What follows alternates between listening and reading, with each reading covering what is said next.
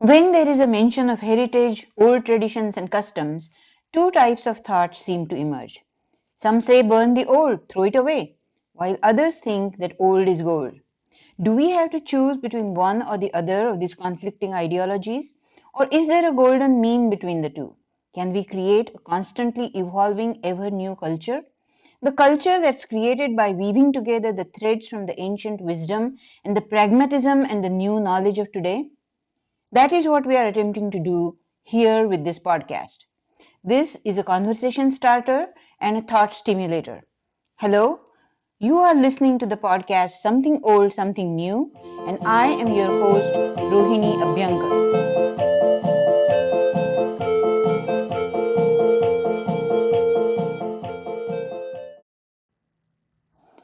Part 5, a bit about cultures and memes. This is the month of Chaitra. The Hindu New Year or Samvatsar has begun. The name of this Samvatsar is Shobhan.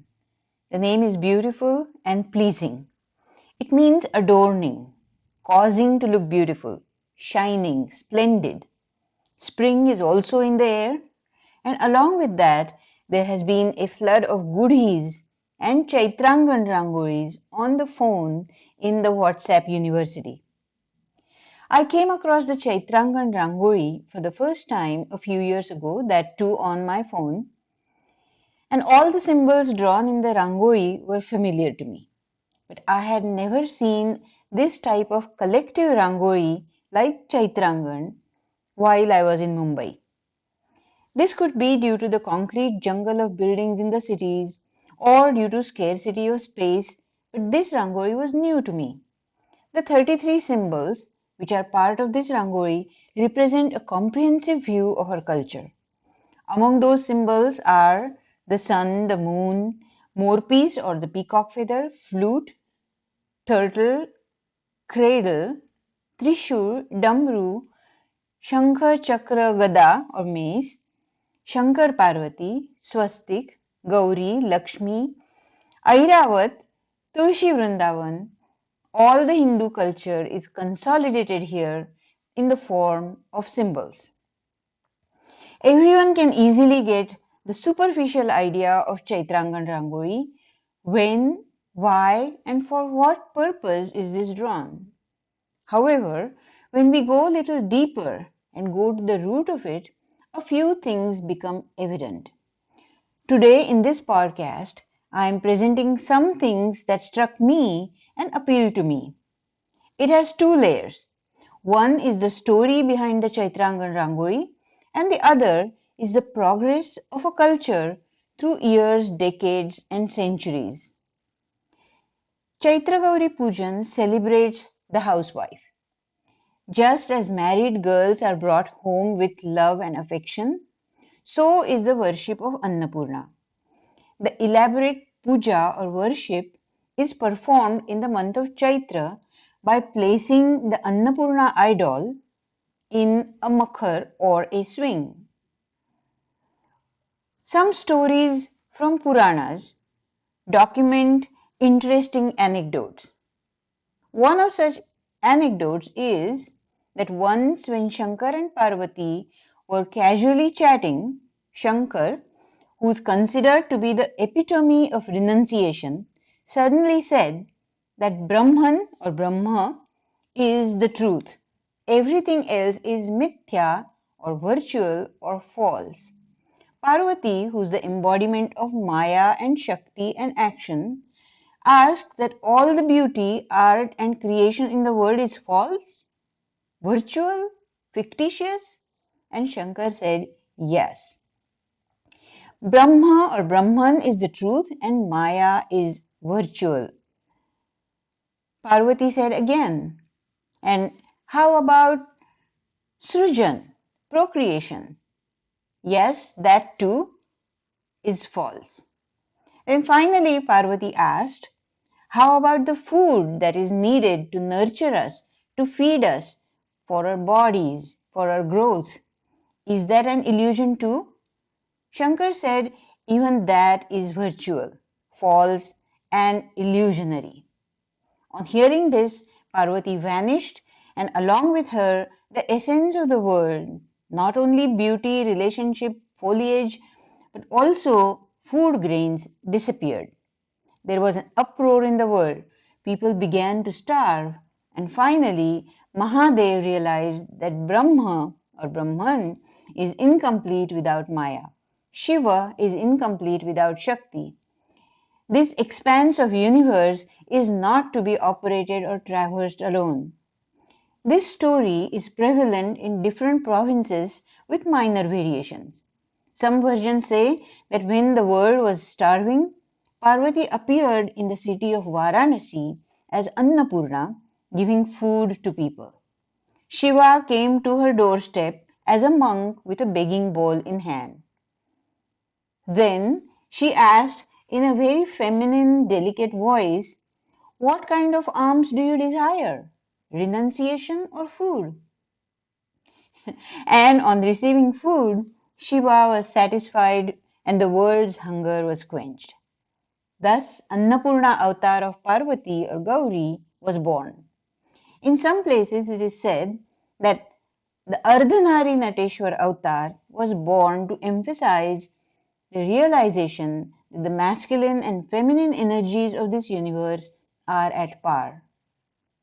This story gives a message that no one entity is superior, but the united balance between Shiva and Shakti, Brahma and Maya is the truth. So returning to Chaitrangan, why is this Rangoli drawn in the month of Chaitra? It symbolizes the return of Maya. It symbolizes the return of Shakti, action and beauty. This Rangoli is an embodiment of all that is Maya, all where Maya resides. What is beautiful in this world, the nurturing, the caring, the growth, and the procreation. That is Chaitrangan. Now let's view the story a little objectively. The story reveals that women have engaged in the struggle to assert their significance, their value for eons. Beauty, art, culture, nourishment, childcare are all important for the growth of the human race and its survival.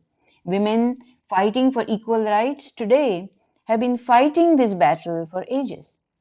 Now is the time that Brahma Maya will be considered at par, bringing this dispute about superiority to an end. Another striking realization is that the journey of a culture is about the journey of a culture. It is said that as years, decades, and centuries pass, cultures that travel in the vehicle of languages survive as symbols. Does this mean that the symbol of Chaitrangan are representations of our culture, of our rich heritage? For many generations, that has been true. It has been true for my generation also. We grew up with these symbols. We have heard stories about them from our parents and grandparents. But how does today's new generation that is losing its connection to the language perceive them? What do they decipher from this Rangoli? What messages does this Rangoli send them? The researcher in me became curious and I decided to gather some data. I sent the Chaitrangan Rangoli to 5-6 young boys and girls in the age range of 30-35, along with a few questions to gauge their perceptions. Do you know what this Rangoli is? What's the significance to you? Can you recognize the symbols? And I asked for brief responses. As I got busy with my work, the thought of transformation of a culture into symbols persisted and an old memory surfaced. A few years ago, there was a language fair at the university in my hometown, Tempe, Arizona. There, I was to give a 15-minute presentation on the Hindi language to attract students for the following semester for their Hindi program. I worked very hard researching the history of the language and highlighting its global significance. To my disappointment, not a soul showed up in my room for my presentation, but in the adjacent room, the scene was starkly different. The room was overflowing with people of all ages. The room was bursting into laughter every now and then. and the audience was listening with rapt attention. I peeked in to catch a glimpse of the topic of their presentation. The topic was memes, the language of a culture. A light bulb was switched on in my mind. It all made sense. Of course, Chaitrangan is nothing else but a kind of meme. Now, what exactly is a meme? Where did this word come from? How is it defined? I did some digging. The word meme was coined by an evolutionary biologist, Richard Dawkins, in his 1976 bestseller book, The Selfish Gene. The word remained dormant for several years and resurfaced during the 90s when computers and World Wide Web, the WWW phenomenon, became the norm. This word meme, loosely defined, says that it's an element of culture or system of behavior that transfers from individual to individual, primarily through the process of imitation.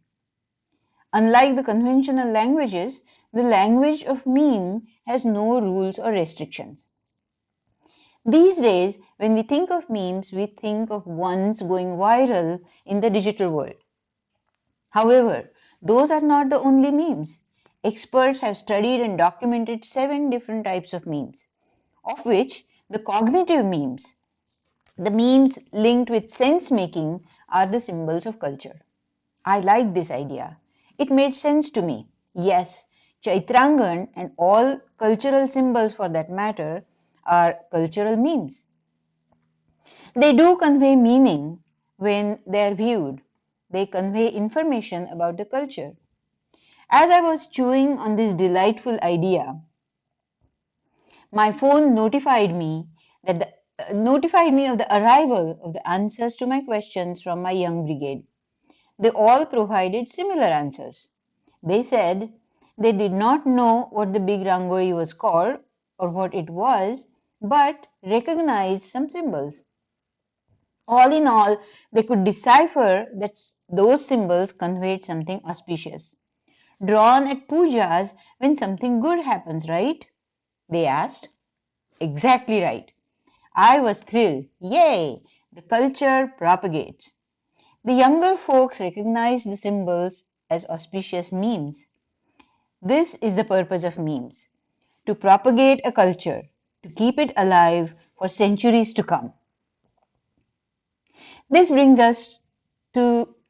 me to the end of today's podcast as we conclude this twofold episode where we learned about the reasons behind drawing the Chaitrangan Rangoli, which is the story of Shiva-Parvati Brahma Maya equality, the equality of masculine feminine principles of this universe, and we viewed Chaitrangan, the cultural symbol, as a symbol on its mission to propagate the culture in real time. Do share these thoughts with your network and help this collective sense making process of creating a new culture by connecting something old with something new. Also, drop us a comment in the comment box about your thoughts on the subject. Thanks for listening. Until next time, I am Rohini.